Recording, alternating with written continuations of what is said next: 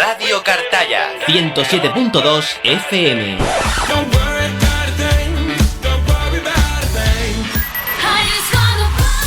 La música más actual suena en tu emisora amiga. Radio Cartaya, emisora municipal. Emisora municipal. Que me adelantaba yo al indicativo, y es que son muchas las ganas de hablar con José Manuel García. Ya saben que hoy es jueves y por lo tanto nuestra ruta es un pelín más misteriosa. Nos vamos hasta Sevilla y le damos las buenas tardes y la bienvenida nuevamente. José Manuel, ¿qué tal? ¿Cómo te encuentras? ¿Qué tal? Muy buenas tardes, muy buenos días aquí. Pues mira, estamos, Isabel, esperando este ratito de radio que hacemos habitualmente todos los jueves. Sí.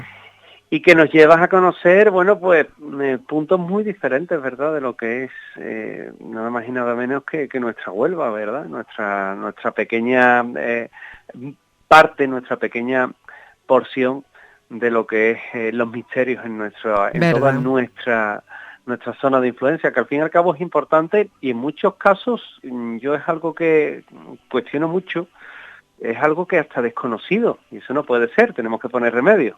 Exactamente, y para eso estás tú aquí con nosotros cada jueves. ¿De qué vamos a hablar hoy, José Manuel?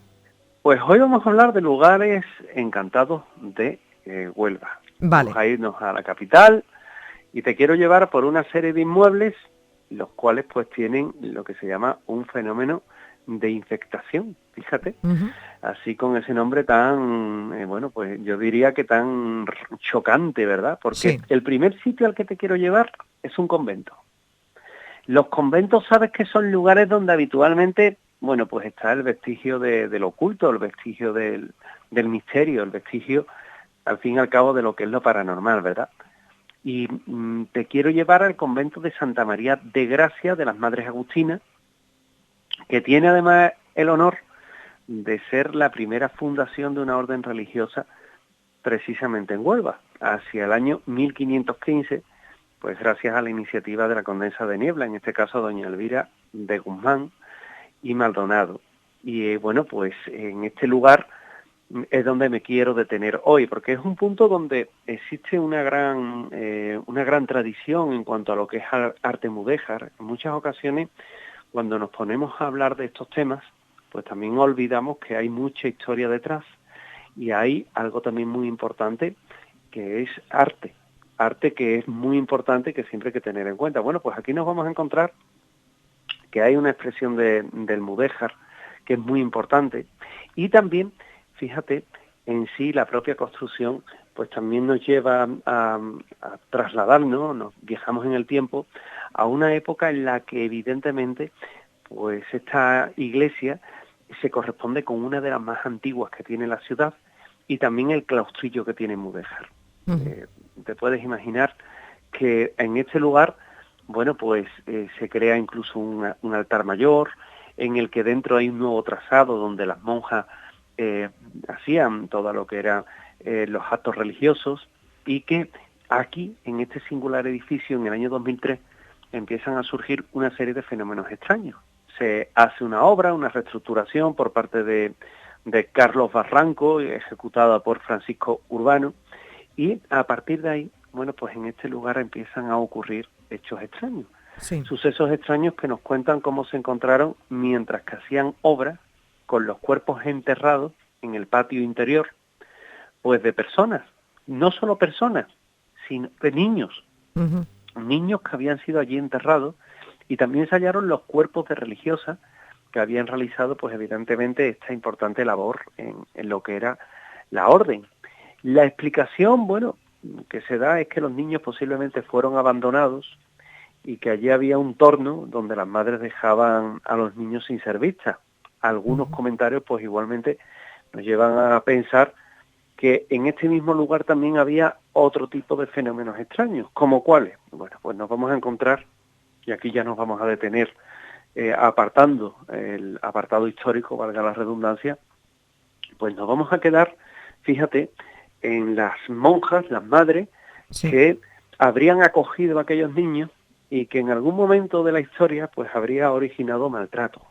Sí. Maltrato por parte de las religiosas, Evidentemente estos son hipótesis de trabajo, yo no voy a tampoco tildar la piadosa labor de las hermanas, ni tampoco quiero que se confunda con la labor que hacen hoy día. Claro. Simplemente eran otros tiempos, nos estamos, y que quiero recordar, estamos yéndonos al siglo XVI, es decir, esto ya ha pasado tiempo, pero los niños allí pues eran maltratados de alguna forma, y muchos de ellos eran allí sepultados. También es verdad que existía la costumbre, alguna vez seguramente has escuchado esta expresión de estar en el limbo. Sí. ¿Verdad? Sí, sí. Bueno, pues estar en el limbo hoy se da como que la persona que está en el limbo, poco menos que está en un sitio desconocido, en un sitio entre el más allá y el más acá, ¿verdad? Perdido, todo ¿no? Eso. Como perdido, ¿no? Como... Pero, sí. ¿tú sabes realmente lo que es el limbo? No.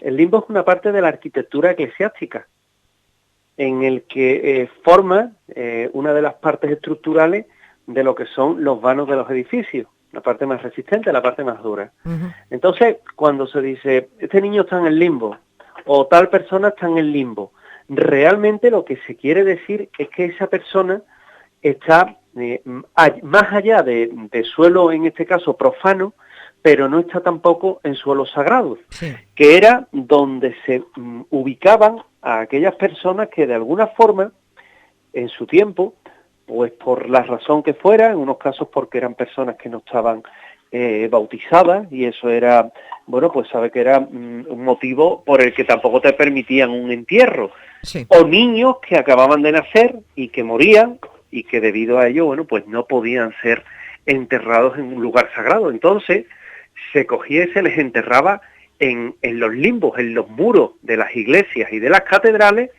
para, de alguna forma, aunque no tenían cabida en un cementerio religioso, en un cementerio cristiano, sí es verdad que parecía que al estar enterrados allí, pues estaban más cerca de Dios, por decirlo de alguna forma. Entonces, bueno, pues estos niños que morían, pues eran enterrados en estos lugares en los que con el paso del tiempo pues se iban descubriendo igualmente a aquellos que morían de enfermedades y demás, que también eran enterrados en todo lo que eran espacios como los que te he comentado de este convento de las Agustinas, sí. Y que hacen que con el paso del tiempo, bueno, pues el convento tú sabes, la mayoría de estos edificios pasan a ser propiedad de ayuntamiento, de Junta de Andalucía, son edificios muy importantes. Sí. Entonces, ahí es cuando comienzan a sentirse los hechos extraños. Sí. Porque las personas que estaban y que trabajaban allí empiezan a hablar de descensos muy abruptos de temperatura, descensos que invitaban a pensar que evidentemente allí había algo extraño. Hablaban también incluso de haber visto orbes, esferas de luz que pululaban por la noche y que a través de las cámaras de videovigilancia pues se podían ver, y te puedes imaginar, causando consternación entre aquellos que tenían la ocasión de verlo. Todo eso, bueno, no dejaría de ser, bueno, algo circunstancial. ¿Quién se va a asustar a lo mejor por ver una esfera de luz? A lo mejor poca gente, o a lo mejor no. Pero sí es verdad que aquellos más temerosos que sabían lo que pasaba en el edificio, pues hablaban nada más y nada menos que de las almas en forma de esfera de aquellos que estaban enterrados en un punto, en el edificio, que no sabían precisar, pero que sin embargo pues se sabía que estaban allí. Posteriormente, bueno, pues aparecieron estos cuerpos, y la leyenda, pues en este caso deja de ser leyenda para ser realidad. Uh-huh. En este caso, la realidad que nos hablaba de los niños que estaban allí sepultados. Bueno, pues se hablaba también de, aparte de esos descensos abruptos de temperatura muy importantes, de otro fenómeno igualmente importante, que era la visualización de sombras. Cuando se veían sombras en un punto, en un lugar, es que algo estaba pasando, algo importante estaba ocurriendo. Y fíjate que esas sombras siempre hacían un recorrido cíclico por lo que era el claustro, un claustro también remozado, te puedes imaginar. Y en ese claustro pues se veían como una especie de cortejo, una especie de hilera de sombras que recordaba extrañamente al pasar de una fila de monjas. Evidentemente, te puedes imaginar que se hace una relación siempre mental entre lo que ha habido en el sitio, claro, y realmente lo que hay ahora. Pero es curioso que también, bueno, pues se hablara de ello. Y finalmente, bueno, pues quizás el hecho más escalofriante que se vive allí es el que tiene Juan Hurtado, un caballero que un día, bueno, pues simplemente se encontraba revisando las instalaciones cuando escucha un canto como de un coro o de alguien que venía, un grupo de personas que venían cantando. Era un tono, según decía, muy armónico, muy melodioso. Sí.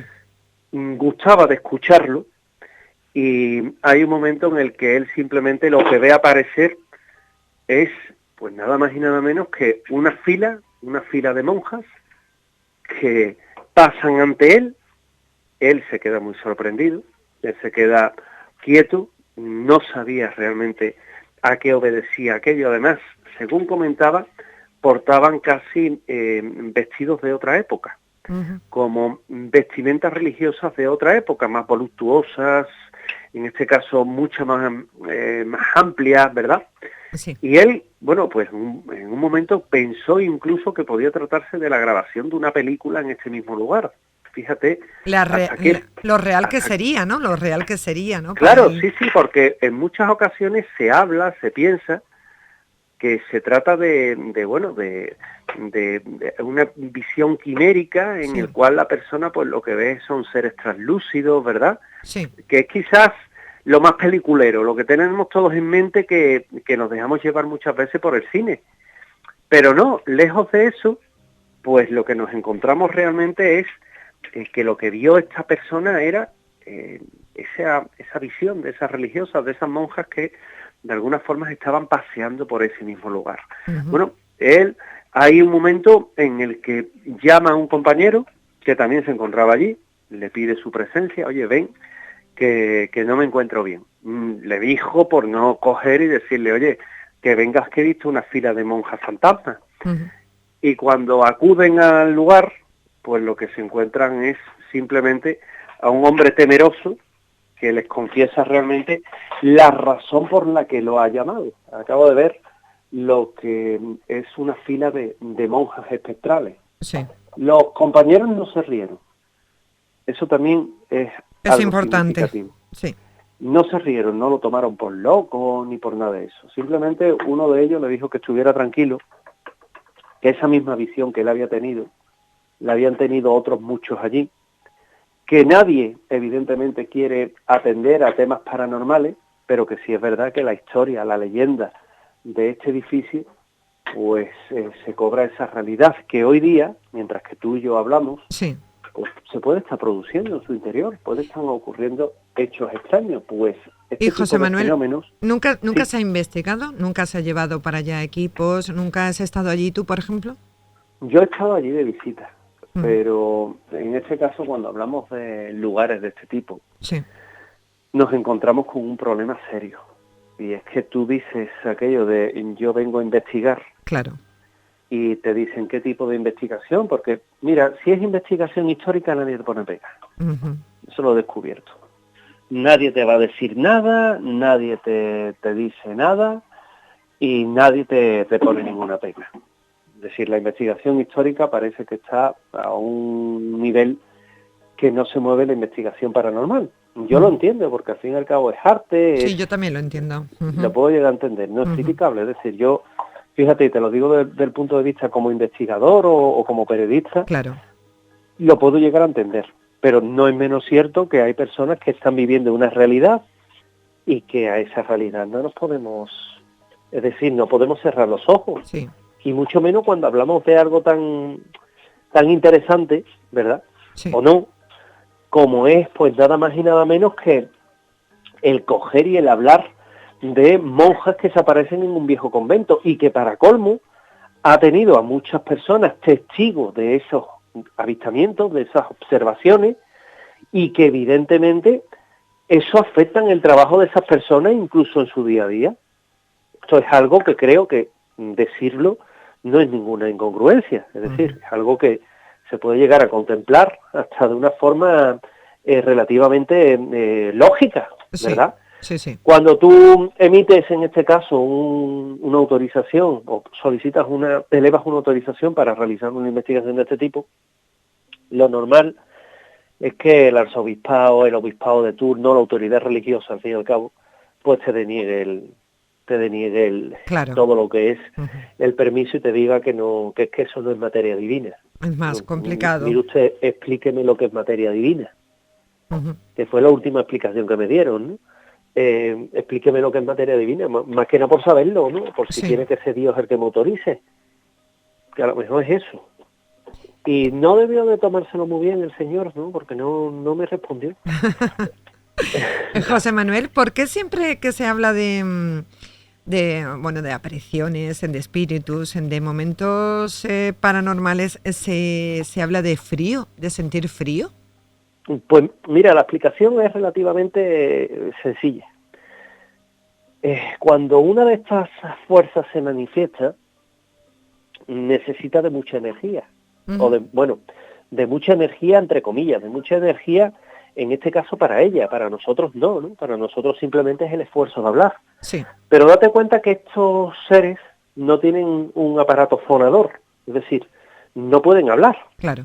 No tienen una glotis, y eso lo hacen aprovechando curvas o sonogramas que establece una portadora de audio, es decir, una curva acústica, eso nuestro técnico lo sabrá bien, que es la que forma nuestra voz, y sobre una curva similar a nuestra voz es la que, en este caso, pues nada más y nada menos que esa psicofonía, ahora sí vamos a hablar de psicofonía, esa inclusión, pues forma su mensaje.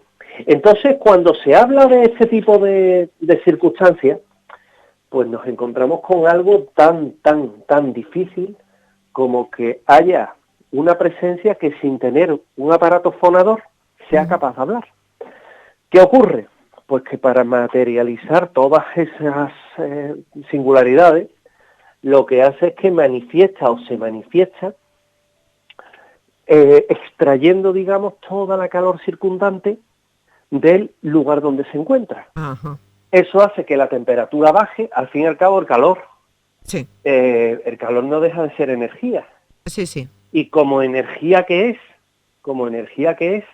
pues es susceptible de poderse robar de ahí esa energía y a partir de ahí establecer esa secuencia de audio, esa secuencia en este caso en el sonograma, que nos indica que no solo puede haber una psicofonía, sino que también se puede haber una luz, una presencia, es decir, se puede haber todo este tipo y toda esa gama de fenómenos extraños. Por eso decimos, ha bajado la temperatura. Y a lo mejor el que no conoce bien estos temas dice, bueno, ¿y qué?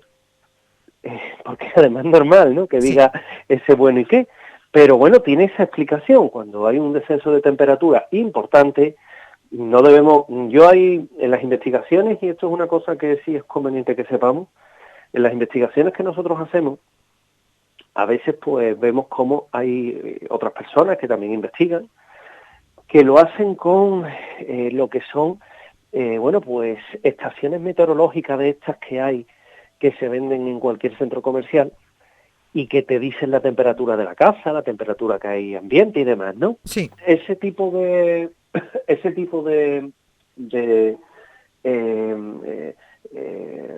estación meteorológica, no me sale la palabra, realmente no vale.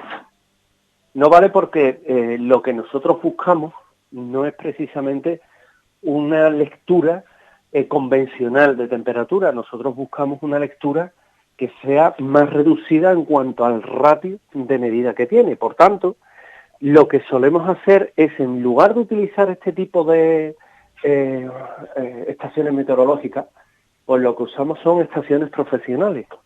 Una estación meteorológica de un centro comercial, que pues está muy bien para tenerla en casa, para saber la temperatura, eso sin problema, pues nos va a dar aproximadamente una lectura de temperatura cada mínimo 20 segundos, máximo cada minuto.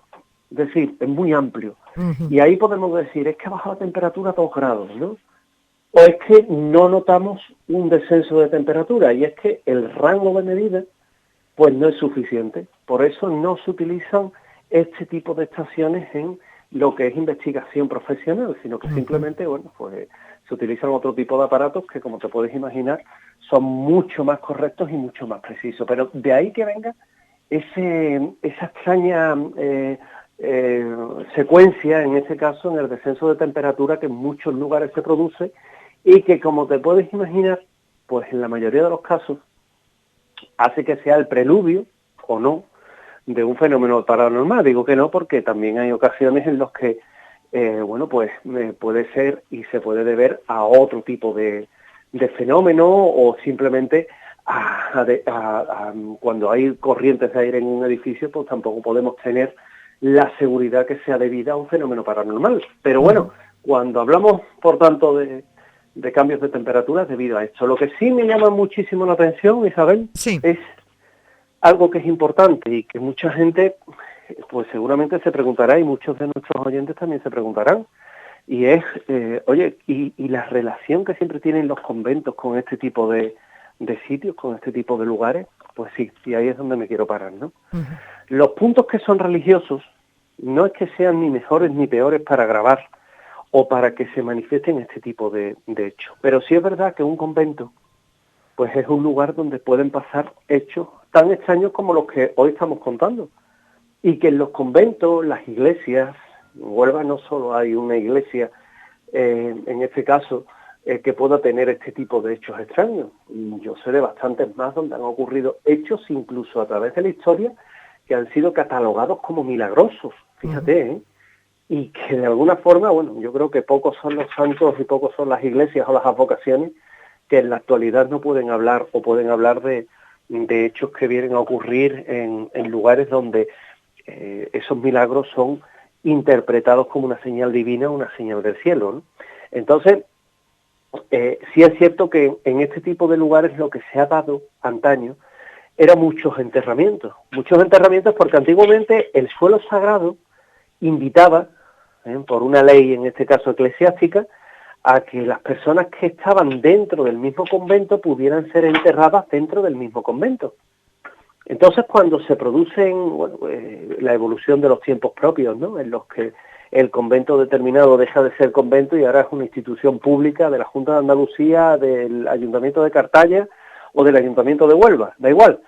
Entonces, ¿qué ocurre? Que se hacen obras, ya se tiene como un edificio que en este caso pues no tiene una función religiosa, simplemente sí, un edificio del gobierno local o del gobierno autonómico. Sí. Y claro, lo que ocurre es que se comienzan a hacer obras, se descubren cadáveres, esos cadáveres se mudan de sitio, se está de alguna forma perturbando a aquellos que descansan en ese lugar. Claro, estamos hablando de edificios de muchísimos años, es que... Claro. Sí, con mucha historia, con mucha historia. Con mucha historia, con mucha muerte. Claro, claro, de todo, supongo que de todo, ¿verdad? Claro, y eso lo que lleva es a una concurrencia en todos esos hechos que te estaba comentando. Claro. Fíjate que yo, por ejemplo, te voy a poner un ejemplo de aquí, de Sevilla. Aquí hay un lugar que es el convento de Santa Clara, está muy cerquita de la Alameda de Hércules. Bueno, pues te puedes imaginar, yo tengo amigos en muchos sitios y entre esos muchos sitios pues se encuentra y muchas veces estos vigilantes de seguridad me han hablado de lo que ocurre en este lugar. Me han dicho, la monja no nos ha dejado este día, ha estado, no, tú no sabes lo revoltosa que está. Eso es una monja que se aparece allí en el convento. Sí.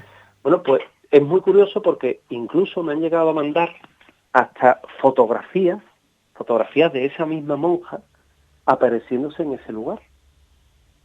Y cuando tú ves que evidentemente está la fotografía, pero no solo te mandan una fotografía, sino que te envían un vídeo. Y tú ves como en un vídeo se mueve una silla.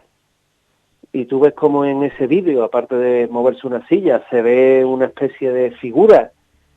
Pues bueno, pues hay un momento en el que tú dices, pues algo realmente está pasando en este sitio. Es decir, algo muy gordo, porque nos debe de llevar inexcusablemente nuevamente a pensar que aquí se manifiesta algo. No sabemos el por qué. Fíjate que hace unas semanas hablábamos con Rafael de Alba. Sí. Y Rafa intervino en el programa principalmente, aparte de por sus dotes, que son indudables e incuestionables. E impresionantes, la verdad. Sí. Rafa a mí me comentaba, ¿no?, cuando entramos en Manzanilla, que al fin y al cabo, como te comentaba, es el objeto de la investigación y el objeto de que viniera, pues Rafa lo que habla en todo momento es en Manzanilla de presencias, ¿no? De presencias arriba de un sacerdote, de monjas, abajo ya de un señor contemporáneo que muere por un tema oscuro, que es algo de lo que no podemos hablar, pero que bueno, que es la causa principal de lo que ocurre en el Ayuntamiento de Manzanilla. Y hay un momento en el que él mismo es el que dice, veo a monjas, y nuevamente estamos recurriendo o se manifiestan en ese lugar pues personajes dentro de la historia religiosa del sitio que no dejan de ser ni más ni menos que los antiguos moradores de un determinado lugar. Uh-huh. Y ahí nuevamente pues surge esa eterna duda de, oye, ¿por qué? La razón no es el por qué, la razón es que en este tipo de sitios siempre va a ocurrir esto. ¿Por qué?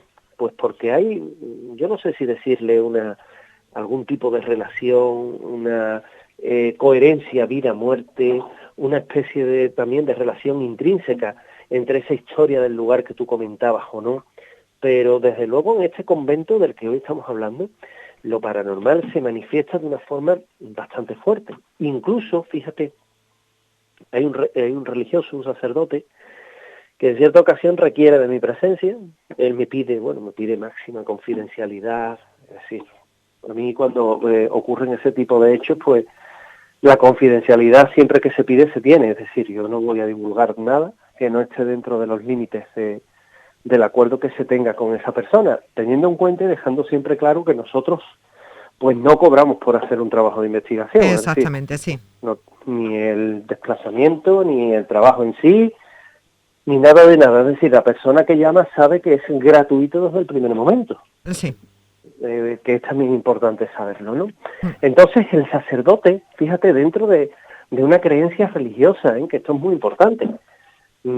Cuando a mí me llama, me tiene delante de él y demás, yo le digo en que lo podía yo un poco atender, ¿no? Ayudar, y el sacerdote pues simplemente me dice que en aquel convento, en el convento de las Agustinas, pues que había fantasmas, que él acababa de llegar, él era nuevo, digamos, en la plaza, y que se había encontrado que eso era un choque para sus creencias, puesto él no podía creer en ese tipo de historias, en ese tipo de cosas. Pero las estaba viviendo.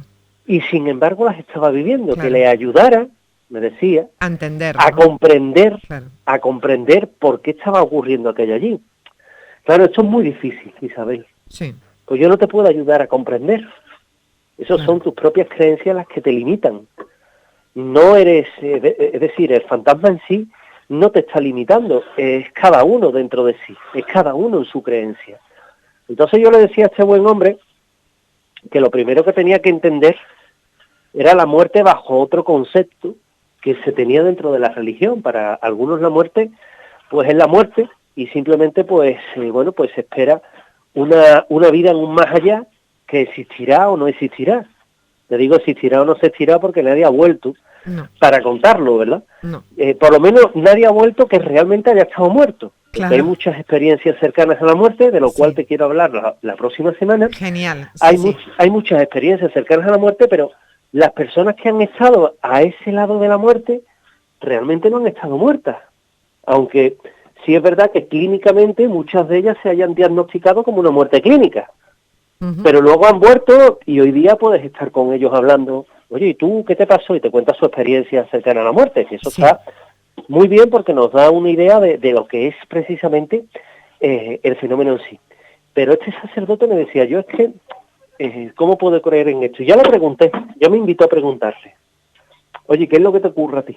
Y él me decía que estando una tarde allí, despachando papeles, básicamente, pues siente un ruido en el pasillo. A él le extrañó, me extrañó, porque a esa hora en esta ala está todo vacío. Es decir, aquí no hay nadie. Dice, entonces, ¿qué pasó? Dice, pues que yo me animé a dejar un momentito al escritorio y a acudir a ver qué estaba pasando. ¿Qué fue lo que hice? Dice, yo en un principio no veo nada. Dice, en un principio pensé, digo, bueno, habrá sido una de las ventanas que jalonan, en este caso el pasillo, que de alguna forma ha pegado un portazo o algo. Dice, pero no sonaba eso. Volví a sentir un ruido, me volví a a asomar a la puerta, como diciendo, vaya, otra vez el ruido. Se asomó a la puerta y cuando se asoma a la puerta, sorpresa, porque lo que él puede ver es a una especie de monja que caminaba por el pasillo y que lejos de mostrarse, en este caso, huidiza, el típico fenómeno de fantasma, de ser que no interactúa, en este caso, con una persona, pues lo que hace es que se vuelve como si estuviera siendo o fuera consciente de que la estabas mirando, se gira, lo mira y desaparece. Eso contado por un sacerdote, claro. Claro, que impresiona mucho más precisamente por eso, ¿no? Por su creencia, ¿no? Claro. Claro, ahí es cuando uno se queda más sorprendido. Claro. Entonces, cuando él me decía de que aquello prácticamente atentaba contra, y te digo bien la palabra, atentar. Claro, atentaba contra sus creencias. Claro, para él sería un momento complicado, evidentemente, claro. Sí. De confusión. Bueno, te puedo decir incluso, en torno a este mismo caso, al del convento de las Agustinas, que ya cerrando en este caso lo que era el archivo, sí. Lo que era, porque muy poco se podía hacer, se pidieron las autorizaciones, se pidió permiso para entrar, lo denegaron todo. Yo le dije en este caso a las personas que pidieron mi ayuda, pues que poco podía hacer yo, ¿no? Digo, mira, poco puedo hacer yo si realmente es que no me dejan hacer nada. Digo, hasta donde llego te lo puedo documentar, te puedo decir que aquí hubo un convento, que es verdad que hubo niños, que es verdad que hay religiosas enterradas, pero yo no puedo progresar más de lo que estoy progresando porque es que no me dejan. Claro. Y entonces ellos, bueno, pues ellos simplemente quisieron decirme que qué podían hacer para saber si aquello era una simple visión quimérica dentro de lo que era su fervor religioso, si era real. Y yo siempre les digo lo mismo, digo, mira, no lo vais a hacer, digo, pero lo ideal es poner grabadoras, tratar de grabar voces o lo que quiera Dios que se manifieste aquí, si tenéis cámaras de seguridad, tener acceso a esas grabaciones de vídeo, digo, sería muy interesante, por ejemplo, acceder a la grabación de la cámara que hay en el pasillo, digo, básicamente porque se busca el día en el que tú estuviste, la hora, y se ve si esa cámara grabó algo. Uh-huh. Claro, ellos tenían que elevar incluso una autorización para ver lo que eran esas imágenes. Esas imágenes no están al acceso de un sacerdote, sino que todo esto se gestiona. Y la respuesta que fue simplemente que no era, en este caso, no era asunto de lo que era el sacerdocio ver lo que tenía una determinada cámara de seguridad en aquel lugar. Claro. Imagínate, con esa respuesta, pues ya te lo han dicho todo. Con lo cual, hoy día sigue siendo un lugar encantado, un lugar silenciado y callado, las dos cositas, sí. Y un lugar que hoy quería que descubrieras conmigo, por si algún día, oye, nos animamos a ir a la capital y decir, oye, vamos a buscar y pasarnos por allí, claro. Fantasmas, y aparte de los sitios que sabemos interesantes que hay, sí. Pues nos vamos a meter en el viejo convento de las Agustinas a ver qué descubrimos. Bueno, pues que sepamos que este lugar es un sitio que no solo está encantado, sino que además tiene muchísima historia dentro de lo que es la localidad de Huelva, y relacionado, fíjate, un punto más, que es el convento de las Agustinas de Sevilla, donde llegó a haber hermanas que pasaron del convento de Huelva al convento de Sevilla, y en el convento de Sevilla que también ocurren hechos extraños con monjas también que se aparecen en el mismo sitio. ¿Casualidad? Yo no creo ya en casualidades, yo no sé tú, Isabel. La verdad es que pues, se nos va el tiempo volando contigo, ¿eh? De verdad. Sí, totalmente. No nos queda nada para terminar, pero José Manuel, sí me gustaría en uno de los programas, en la próxima semana nos vas a hablar de las experiencias cercanas a la muerte. Pero sí me gustaría un día hablar de si existe, los exorcistas, si la Iglesia lo tiene contemplado, si hay sacerdotes que se preparan para ello. Ese es un tema, yo creo que está bastante oculto y que yo creo que existe de verdad, que se preparan para eso. Totalmente. Y además, sí? Claro. Fíjate, no solo que se preparan, todas las archidiócesis, sí, Tienen a un sacerdote, ¿no? Tienen 2 sacerdotes. ¿2? Dos sacerdotes que son 2 exorcistas. Uh-huh. Y los obispados tienen a 1. Uh-huh. De forma que, sí, efectivamente, cuando se habla de todo este tipo de hechos, cuando se habla de todo este tipo de historia, de hechos misteriosos, indudablemente de lo que es una aparición o un exorcismo, pues lo que nos encontramos es que, obviamente, y con esto hay que tener la precaución y el cuidado en manejar esa información, claro, pues lo que nos encontramos es que hay personas que dicen estar poseídas por el demonio, y que, bueno, si quieres hacemos una cosa, la semana que viene alteramos el orden y en vez de hablarte de experiencias cercanas a la muerte, hablamos de exorcismos y te mando algunos audios que podamos emitir para que nuestra audiencia se haga un poquito más a la idea de lo que es un exorcismo, del clima de tensión que se vive y de lo que es un exorcismo. Pero ojo, yo no voy a jugar ahora a ser el padre Fortea o a ser el exorcista. Ni muchísimo menos, claro. Claro, simplemente te diré que los exorcismos realmente existen, que son reales, que hay pruebas más que documentadas de ello, y que te puedo decir, y esto es algo que me comentaban hace muy poquito, te puedo decir que incluso, fíjate, la propia Iglesia ha abierto un comité científico, en cuyo comité científico pues se engloban científicos internos, es decir, sacerdotes del propio Vaticano que ocupan un determinado lugar dentro de la jerarquía eclesiástica, y también sacerdotes externos para analizar todo lo que es el fenómeno precisamente de pues de los exorcismos, de las posesiones, de todo lo que es este tipo de hechos, con lo cual un tema apasionante, muy apasionante, que si quieres tocamos la semana próxima. Me parece perfecto. Y yo encantados de ilustrarlo. José Manuel García, ¿dónde te pueden seguir? Cuéntanos. Pues mira, me pueden seguir, es muy sencillo, yo además soy muy artible, entonces me pueden seguir en todo lo que son redes sociales poniendo José Manuel García Bautista o Bauti José Manuel García Bautista, rápidamente aparezco, es decir, no hay ningún problema en esa localización.